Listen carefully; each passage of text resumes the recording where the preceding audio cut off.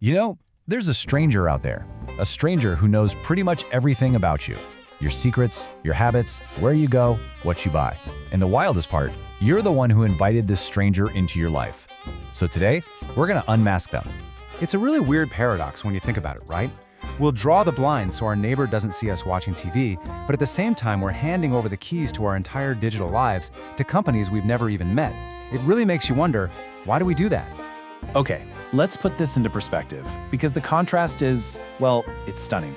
The person living next door might know your name, maybe your dog's name. They see you come and go. But your apps, oh, they know your location 24/7. They know all your friends and family from your contact list. They know your entire purchase history, and yeah, based on your search history, they probably even know your most private fears. We're basically guarding the front door with our life while leaving the back door wide open. And all of this brings us to what I like to call the convenience heist. It's this silent, massive transaction that happens every single time we use a service that's supposedly free. Turns out, we're paying, all right? We're just not using money. See, here's the thing you have to understand. Your personal information has become a commodity. Just think of it like oil or gold for the 21st century. Every click you make, every photo you like, every place you go, it's all a raw material. It gets collected, packaged up by algorithms, and then sold to the highest bidder. This is what fuels the entire digital economy, an economy that's humming along right under our noses. So, let's follow the money, or in this case, the data. It all starts with that one simple tap on agree. You know, the terms and conditions that nobody ever reads. Well, from that moment on, your digital footprints are being tracked everywhere. A super detailed profile of you is built, not just what you like, but who you are. And the final step? You guessed it, that profile gets sold. And who are these traders? Well, look around. They're the apps and services we use literally every day. The social media we can't stop scrolling, that free game we play to kill time, the navigation app that gets us home from work, even the loyalty card we scan at the grocery store.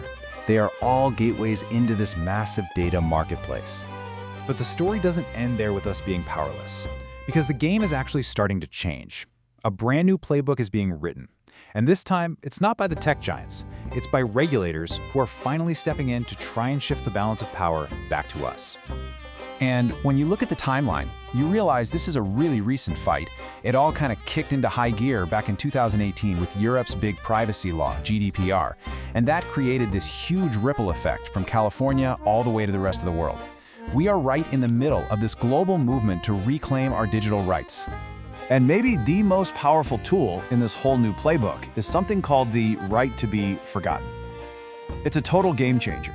It's a direct counterattack on companies just hoarding our data forever. It gives you the actual legal power to tell a company, hey, delete everything you have on me. This is a huge shift in who's holding the cards. But here's the catch. Just as the laws are starting to catch up with today's tech, a whole new frontier is already opening up. The next wave of data collection is moving from our phones and our laptops right into our living rooms. I mean, you see the ads everywhere, right? And a lot of us are already living this. We've got thermostats that learn our schedules, speakers that are always listening for our voice. Our homes are definitely getting smarter. But that leads to the really critical question we have to start asking ourselves. Who is all this learning for? Is your smart home learning to make your life easier, or is it just learning how to build an even more detailed profile of you, based on your most private, intimate moments at home? This chart right here really shows the escalation. Back in the 2010s, they tracked our clicks. Simple enough. Now, in the 2020s, they're tracking our real-world location and habits. But look ahead to the 2030s. The next prize is our biometrics, our health data, and our private home life. The collection is moving from our fingertips to our very heartbeats. And the engine that's going to process all of this new, incredibly personal data? Artificial intelligence. You can think of it as the ultimate data detective.